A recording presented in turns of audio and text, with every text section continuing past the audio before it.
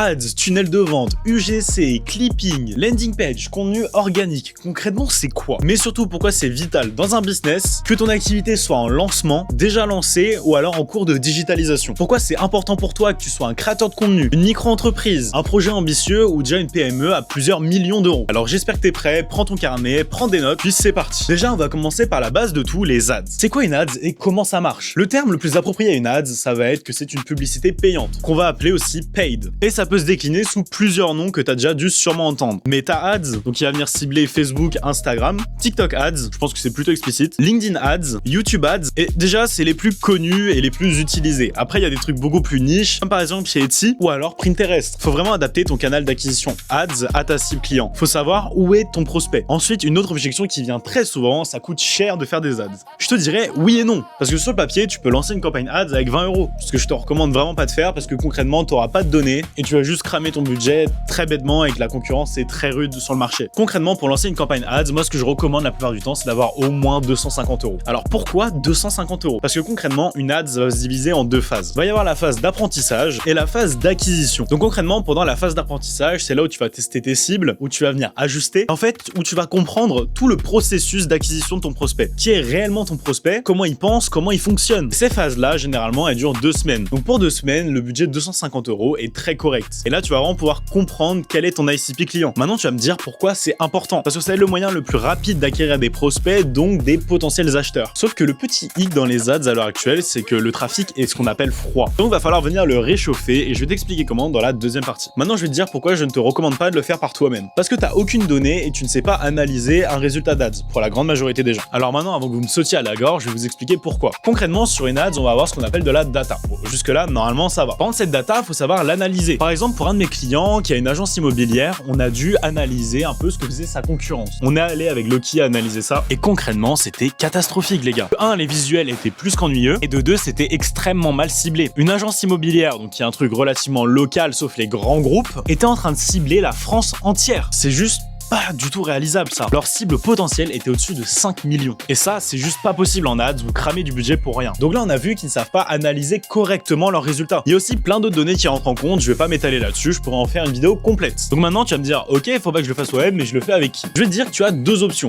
Soit le media buyer freelance, soit une agence. Alors ça va être quoi la différence mis à part le prix? Le freelance va être forcément moins cher que l'agence parce qu'il a beaucoup moins de charges. Sauf que maintenant, le freelance, il va très bien faire son boulot. Ça, je dis pas le contraire. Par contre, dans la grande majorité des cas, il va pas être ton assistant, ça va pas être ton partenaire, alors que l'agence, généralement, oui, si l'agence est correcte. Donc le freelance va faire la publication de tes ads, ça va être très bien fait, ça va bien marcher, tu vas être très content. Mais par contre, un truc qu'on n'a pas encore abordé, c'est les visuels. Parce que lui, le media buyer, concrètement, il est là juste pour poster sur ads et faire l'analyse. Et pour te faire un report toutes les semaines, ou tous les mois, ou tous les 2 jours, je sais pas comment tu t'es arrangé avec lui. Maintenant, une agence, ça va vraiment être ton partenaire là-dedans. Donc maintenant, l'agence, elle va pas faire que publier tes contenus. Elle va venir avec toi travailler les visuels, et elle va comprendre complètement ton produit et ton offre. Elle va venir complètement comprendre ton produit ou ton service et te faire une offre totalement adaptée. Du coup, te créer des visuels qui font sens, par contre, forcément plus coûteux. Maintenant qu'on a vu les ads, on va s'attaquer au contenu organique, parce qu'il y a énormément de choses à dire. Le contenu organique, il va se diviser en plusieurs sections. Et ça, je vais l'expliquer avec des termes plutôt simples. Donc concrètement, on va avoir 3 grands types de contenu. Le contenu sur de la personal brand, le contenu amusant et le contenu corporate. Déjà, le contenu corporate, tu peux le mettre à la poubelle, ça ne marche plus du tout. Peut-être encore un petit peu sur LinkedIn, mais je pense que les gens sont même plus sensibles à ça. Donc là, il nous reste 2 choses. Il nous reste le personal branding et le contenu amusant. Concrètement, les deux dans un business, ça peut être hyper intéressant, mais le personal brand reste quand même au-dessus de tout. Même si il faut tout pour faire un move. Maintenant, on va un peu plus se nicher côté personal brand. Mais vous allez voir que tout se rejoint finalement. Tu vas devoir aborder plusieurs sujets. Donc tu vas avoir du contenu éducatif, comme ce que tu es en train de regarder actuellement. Tu vas avoir un contenu de preuve. Ensuite, tu vas avoir du contenu qui va venir attirer tes prospects. Donc sur du personal brand, ça va être souvent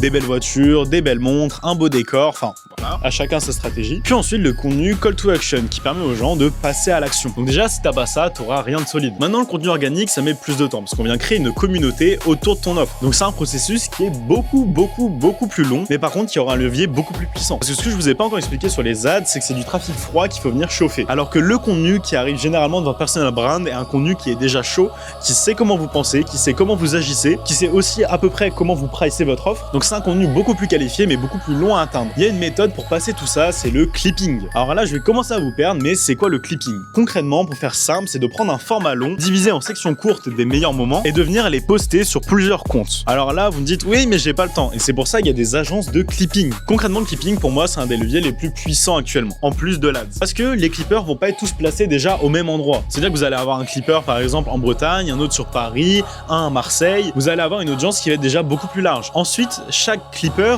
va pas avoir les mêmes clips. Donc ça veut dire que ça ne va pas être présenté toujours à la même audience. Donc en fait, vous allez avoir une force d'impact qui va être énorme. Et d'ailleurs, Condon Reward a pu le prouver. Je vais essayer de vous retrouver la vidéo et la mettre en description. Mais la démonstration qu'ils ont fait de ça était hyper forte. Donc aussi, le clipping peut être un levier très puissant dans l'acquisition de vos prospects. Par contre, il faut déjà avoir du format long. Donc ce qui peut être des rediffs de live, des rediffs de webinaires ou alors des vidéos YouTube, un peu comme celle-là en fait finalement. Et c'est une stratégie qui a pu être observée chez de nombreuses personnes. Déjà, je pense que le meilleur exemple à citer, ce sera dans le cas de l'OFM mais Keo qui l'a utilisé énormément. Yomi Denzel aussi utilise énormément cette stratégie. Et si je dis pas de bêtises, Anime aussi, alors qu'Anime est un gars du stream à la base. Mais c'est comme ça qu'il s'est fait connaître. Donc vous voyez que ça peut matcher avec tous les secteurs. C'est-à-dire que tu veux devenir un gros créateur de contenu, ou alors juste que tu veux te développer en business, c'est des formats qui fonctionnent et qu'il faut utiliser les gars. Vraiment utilisez-les. Maintenant c'est très bien, j'ai une acquisition ads et une acquisition organique. Mais maintenant comment les prospects viennent à moi? Parce qu'on va pas se mentir, hein, d'aller envoyer des messages à tous vos abonnés ou alors que tous vos abonnés vous envoient des messages, ça n'arrivera jamais. Pour faire ça, on va utiliser ce qu'on appelle un tunnel de vente. Alors il y a plusieurs options. Souvent quand vous voyez un entrepreneur ou un infopreneur dans leur bio Instagram, TikTok et j'en passe, vous allez retrouver un Linktree ou un link qui va ramener sur une page. C'est ce qu'on appellera une landing page et on va venir le développer un petit peu après. Donc là maintenant on va prendre le cas d'une ads. Donc le prospect voit votre pub, il est conquis par votre offre. On va le ramener donc sur la landing page où il va pouvoir visionner une vidéo et réserver un appel pour être dans les grosses lignes pour l'instant. Ensuite de là, votre prospect va avoir des phases, donc on va appeler du nurturing jusqu'au moment d'avoir son rendez-vous. Mais ça on s'y atteindra un peu plus tard. Alors concrètement pour expliquer un tunnel, c'est toutes les actions qui vont mener votre prospect, donc d'être un prospect jusqu'à être un client signé. Par contre il y a une très grosse différence entre un tunnel donc ads et un tunnel organique. Concrètement pour le tunnel des ads, la landing page va être hyper axée sur la preuve sociale parce que le gars ne vous connaît absolument pas ou alors très peu. Il vient déjà d'une publicité donc il va être méfiant, ce qui est totalement normal. Alors que sur un tunnel organique, votre prospect vous connaît déjà. Il a besoin de beaucoup moins de preuves et on va pas lui parler de la même façon. Ou alors aussi dans vos séquences de mails, ça aura rien à voir entre de l'organique et de l'ads parce qu'on ne parle pas aux mêmes personnes et ça faut le comprendre et il y en a énormément qui ne le comprennent pas. C'est-à-dire qu'ils vont mettre leur même landing page en ads qu'en organique. Les gars, ne faites surtout pas ça. Et aussi pour la qualification organique, il peut y avoir des méthodes. Par exemple avec ManyChat, ça veut dire que votre prospect va mettre un commentaire sous votre vidéo ou vous envoyer un chat et va rentrer dans une séquence de qualification directement sur Instagram. Et ça les gars, c'est extrêmement puissant parce que votre prospect ne quitte jamais la plateforme. Donc il se sent en sécurité parce qu'Instagram a instauré un climat de sécurité qui est énorme sur sa plateforme. Maintenant, depuis tout à l'heure, je vous parle de la landing page et justement, je pense que c'est le moment de s'y attarder. Concrètement, la landing page, ça va être votre page de vente. Mais alors maintenant, cette page de vente, faut qu'elle soit extrêmement personnalisée. J'ai vu énormément d'agences vendre une landing page générique à tout le monde. C'est-à-dire que c'est le même format, c'est pas personnalisé, donc c'est des pages qui ne convertissent pas et qui vont fatalement se crasher. Une landing page doit être toujours extrêmement personnalisée au nom de la marque, avec des exemples concrets et une brand qui est présente. Alors sur cette vidéo, on va pas s'attarder sur les landing pages organiques, on va plus parler des landing pages pour les ads. Concrètement, ça va se présenter comment? Il y a deux possibilités. Le cas le plus courant, c'est qu'on a un titre, on a une vidéo VSL, ensuite en dessous, on a de la preuve sociale, le fonctionnement, puis la possibilité de réserver un appel. Ça, c'est le schéma classique. Après, il faut venir la personnaliser aux couleurs de la marque, il faut mettre les bons logos et il faut parler à la bonne audience. C'est-à-dire que vous pouvez pas avoir un titre générique à tout le monde. Il faut vraiment que ça soit personnalisé. Et ça, je vais vraiment insister là-dessus. Si c'est pas personnalisé, c'est de l'argent foutu en l'air. Encore une fois. Ici, on n'aime pas perdre de l'argent, comme tout le monde. Hein. C'est normal. Après, il y aura un autre site de landing page. Il y aura pas de vidéo. Ça va être juste une landing page écrite. Là, c'est encore plus délicat et je pense qu'on s'en attardera dans une autre vidéo. Donc maintenant, la fameuse vidéo présente sur ce site, c'est ce qu'on appelle une VSL. Pour résumer ça simplement, ça va être une vidéo qui va détailler votre offre et qui va aussi présenter un petit peu le personnage et le fonctionnement. Et surtout, c'est une vidéo qui va venir qualifier vos prospects froids. Que vos prospects qui arrivent de la publicité n'ont pas totalement confiance en vous, cette vidéo va leur donner beaucoup plus confiance et à la suite de ça, les avis clients présents en dessous leur donneront encore plus confiance. Et ça, c'est très fort parce qu'une bonne relation est basée forcément sur de la confiance. Ensuite, votre but, c'est de qualifier vos prospects. Alors là, je vais m'expliquer et écoutez-moi bien. Concrètement, vos prospects, il y aura de tout type. Il y aura des prospects avec des très gros budgets, des prospects avec des petits budgets, des prospects qui auront un problème hyper galère et des prospects qui auront un problème super simple. Concrètement, vous, votre but, ça va être de capter ça sur votre page. Donc moi, par exemple, sur toutes mes landing pages, il y a un questionnaire de qualification. C'est-à-dire que par exemple, si je prends mon offre la plus high ticket, si mon prospect n'a pas plus de 5 000 € à investir dans notre offre, on va pas pouvoir travailler ensemble et la page va lui mettre une recale. Alors vis-à-vis de ça, attention, faut pas faire de conneries. C'est-à-dire que que si votre prospect n'a pas spécialement le budget, il va y avoir des classes. Donc si le prospect par exemple il a 300 € pour une offre à 5000 €, globalement c'est même pas la peine de le recontacter. Par contre si le prospect a dit qu'il avait 3000 € à mettre mais que l'offre coûte 5000, là ça va être important de venir le rappeler sur du setting. Je pense que sur le setting il faudra s'y attarder dans une autre vidéo parce que c'est hyper complet. Donc maintenant une fois que votre prospect est qualifié, prêt à acheter votre offre, connaît votre service, là il va pouvoir prendre rendez-vous, vous appeler, et après il va falloir conclure le deal. Maintenant on va revenir un petit peu en arrière dans la chronologie de la vidéo et on va venir parler de l'UGC. Alors l'UGC c'est quoi? Ça fait des années qu'on en parle, c'est un énorme marché, mais c'est surtout un énorme levier. Concrètement l'UGC c'est le User Generating Content, donc le contenu généré par l'utilisateur. C'est-à-dire qu'on va venir taper sur du contenu hyper authentique, comme si un vrai utilisateur s'était filmé en parlant de votre produit ou de votre offre. Et ça à l'heure actuelle, si vous avez aucune preuve client,